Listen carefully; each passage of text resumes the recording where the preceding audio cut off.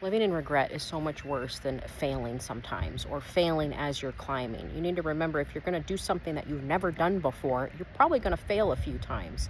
And the mockers and the scoffers, they're going to come out and people are going to watch and people are going to point, and especially people of lower mindset or family members or old colleagues or old friends or your old social circle or just people who aren't used to you doing things a different way. And you can really let that affect you. You can allow those to plant seeds in you and doubt and all of this stuff if you entertain what they're saying. But if you keep your focus and you focus on the race that you need to run, and you focus on the task at hand, and you focus on what God has for you, and you get so convicted, you get that deep down, then it doesn't even matter, because you know the failure is just part of the process. The key is to keep on going. If you hit a bump and you fail and you're like, oh, like you're trying to lose weight and you ate ice cream and you're like, oh, I'm just a big loser, I might as well just eat the whole thing of ice cream, might as well just eat two, I mean, who cares? And then that day, stop. That's all part of the process. It's the little things that are done daily that kind of over time will start shifting and changing how you see yourself and the culture in your family, in your life, and your what like the whole atmosphere in the home. Those are shifted once the little things done daily are shifted. It's not one thing. It's not one time. It's not showing up one time. It's day after day after day. It's showing up when your hair's done and when your hair's not done. It's showing up when you are fit and when you're fat. It's showing up when you feel like it and when you don't feel like it. It's showing up. It's like you're showing up for your kids, right? Every single day. They don't care what you look like or whatever. You're just showing up day after day after day. Now imagine you do that for yourself and you just show up. And sometimes the process of that is building you up, right? You're layering, you're stacking, you're layering, you're building this foundation. And the more you speak and the more you speak in the direction that you want to go, right? And the more that you think it and the more that you actively move in that direction, the more you grow into that type of person. It becomes easier and easier. You can't get stuck at the little things. It's like you fumble, you keep going.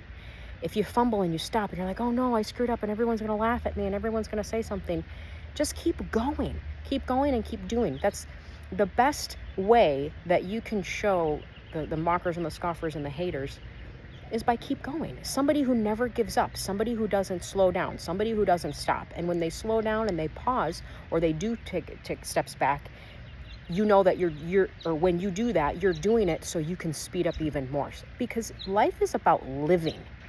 When you're not living and you're not engaged in life and the opportunities and even the failures, even the successes, if you're not engaged in that, that's all part of the process. That's all part of the beauty. It's part of the mess. And a lot of times I share things of, where I was to then, all the changes that I made and all the improvements, but there's a big messy middle and it takes time. And I've shared a lot of the messy middles. If you listen to a lot of my videos, you would pick up bits and pieces of the backstabbers that I dealt with, the family members that, talked about me, the people who came against me, the things that I messed up on that I had to keep, the struggles in my marriage, the raising kids. And it's a never-ending process. And I don't think it ever really gets easier, but you just get better. You learn to do things better and you learn to let things slide. Like you pick your battles and you realize, okay, well, today I'm not feeling my best, or whatever. I'm going to just do what I can instead of, if you're on your period and you're super crampy, you don't have to crush it at the gym. Just go for a walk. And that's the key, is to be gentle when you're with yourself when you need, but keep the movement going. Because when you're stagnant and you start feeling sorry for yourself, that's when things get all ugly and messed up. You can't be a victim and a victor at the same time. There are times in life where you're like, man, this sucks. Okay, all right, what did I do? I screwed up. All right, I got to keep moving. And that's it. And you just keep moving. And you move in the direction that you want to go. And if things are coming against you that are stopping you from doing that, then recognize those things, right? Recognize that if your spouse brings home, your favorite chocolate cake, and you're like, hey, I'm trying to eat clean, and you either have to do, you're one, you're going to give in to temptation and be mad at, resentful towards the spouse for bringing it home. Two, you're going to just do it and move on, or you're going to not do it and feel better, but these are all it's all part of the process until your default person is stabilized almost. It's like, here's an example. For a long time, I couldn't go into Target without buying anything. I had to look at the clearance. I had to look at the end caps. I had to see what was there. I had to go down every aisle. I would spend a couple hours there.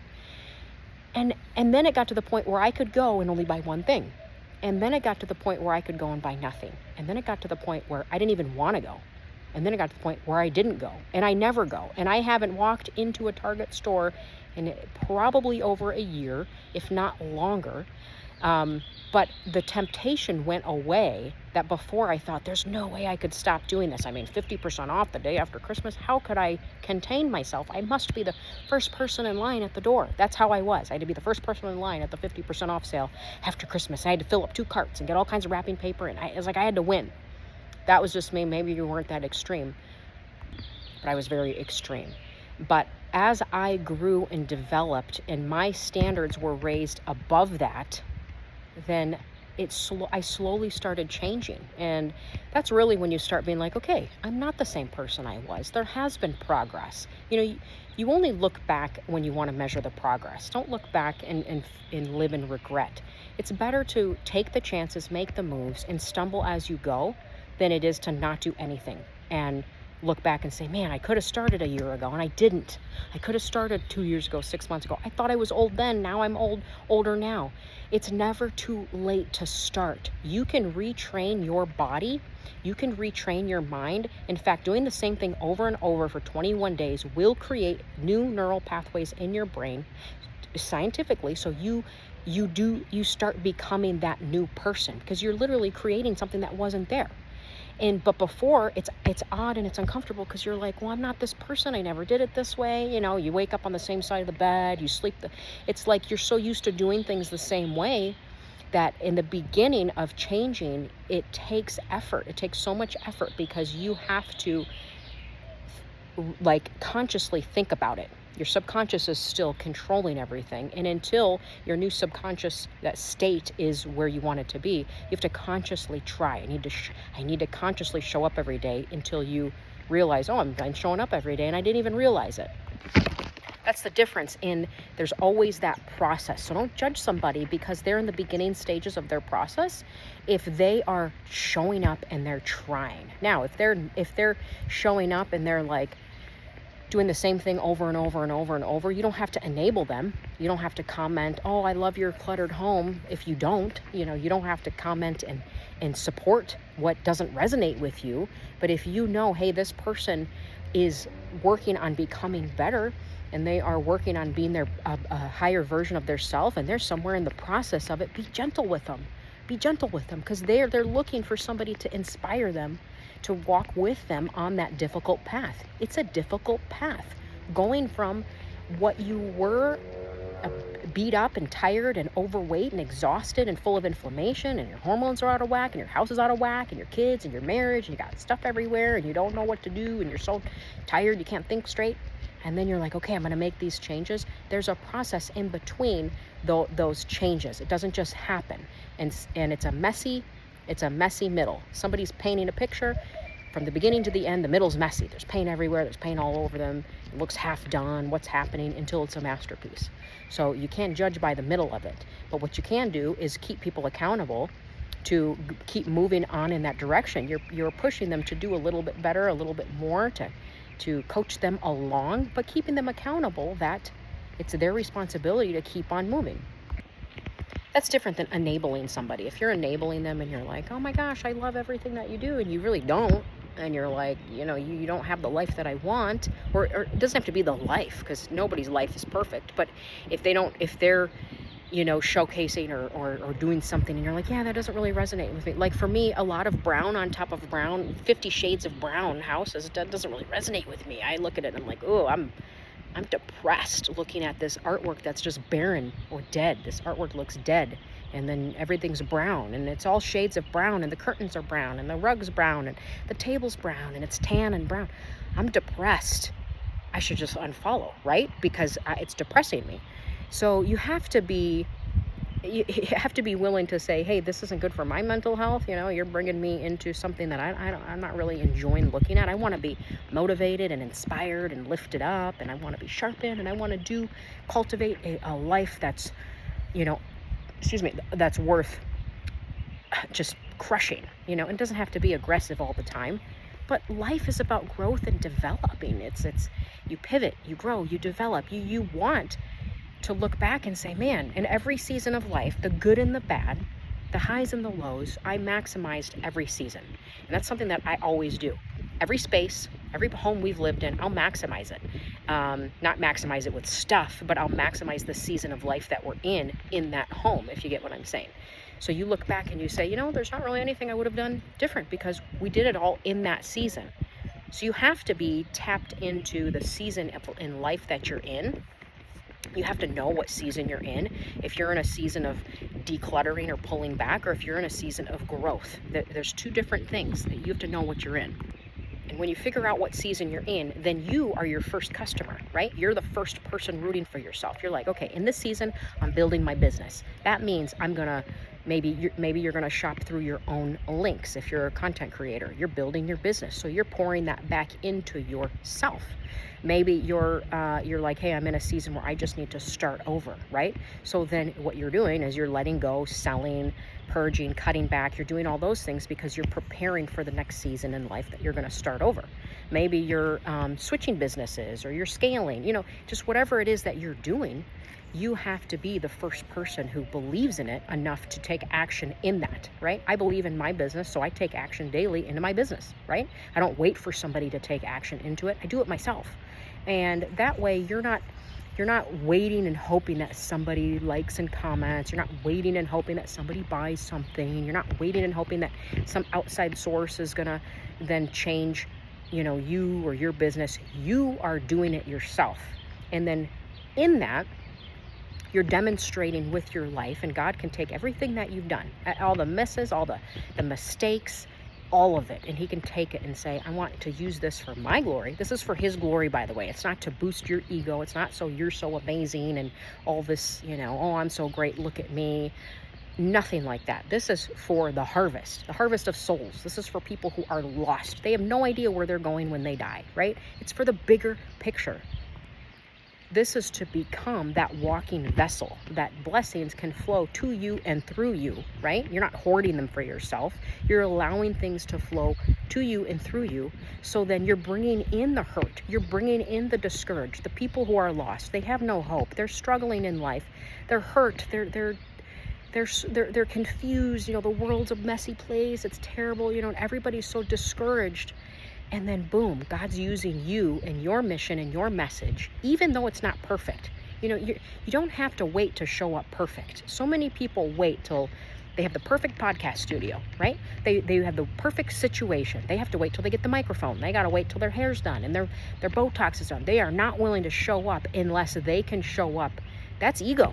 That's 100% ego, because you're making yourself the prize and you're making yourself the winner and the hero of the story. And it's not. Just show up and be real. That's all you have to do. Show up with what you have in your house, in your life, in your arsenal, your gifts, your tool bag of gifts that you have, whatever it is that you're gifted in. Show up with that and spread some good and draw people to you and share truth and wisdom and help pull people up and out of a dark place or destructive cycles or just whatever that they might be in. Hopelessness. I mean, hopelessness is like running rampant right now. So many people hopeless and discouraged. And that's why they shop and eat. And I do too. Like there's times where I'm just like, yeah, I just, shopping therapy, it's nice. I mean, we all fall back into that. It feels good. Who doesn't do that? But if you're chronically turning to those things over and over and over, then you're letting those things control you. Then you're making those idols. Then you're making those the answer to your prayers and your problems. And it's not. And so one of the things I've always done is I show up regardless. If I don't feel good, if I don't look good, if I don't I feel, sometimes I feel like I don't have anything to say today, God. And he's like, oh, well, step outside and turn your camera on and it'll come out. And it 100% always does. I'm like, what can I say today? I'm just not feeling very, I don't know. I don't feel inspired. How can I inspire somebody when I'm inspired? How can I tell somebody to have a good day when I'm not having a good day? How can I feel? And always something comes out as soon as I start talking. The Holy Spirit takes over, and boom, it's like some message that wasn't even planning on. That has nothing to do with me. I'm strictly a vessel used for His glory in these times. And the bigger picture is to bring in the harvest, which God has somehow placed me with women that are, I don't know, between 40 and 60. I don't know the age of all of you that watch, but I know that you're beat up, and I know that you're tired, and I know that you're tired of living as this, and accepting and tolerating these lower versions and these lower things, and not feeling full of vitality. You don't feel that, that you want to feel alive. At least I do. And women who reach out to me, that's what they say. They want to feel alive and that spark and inspired, and not feel guilty for it. Like, oh, I'm doing what I love and feeling guilty for it. So it's really a time to lean into what your gifts are and how God can use you, and try to bring in an income that way. I mean, everybody's trying to bring in a side income because of the inflation and the economy and all of that stuff. And I'm not going to get political, but it is what it is. We're all kind of dealing with something, and we all have to be willing to adjust and make moves that we got to do. Let God use what you have to bring glory to Him and make you some money. I mean, let Him use what you have. And by the way, I'm not making any money on YouTube right now. I got a long way to go before YouTube makes me a partner. I need lots of views, tons of views, and tons of subscribers. But I do it anyways. I do it because I know that there's somebody on the other side who this message is for. It's helping someone. And if I can reach some woman, wherever you are, to inspire you to be like, you know what? I'm gonna go clean out my closet right now, or I'm gonna go do something right now. I'm gonna paint like I used to right now. Or I'm gonna draw. Or I'm gonna sew.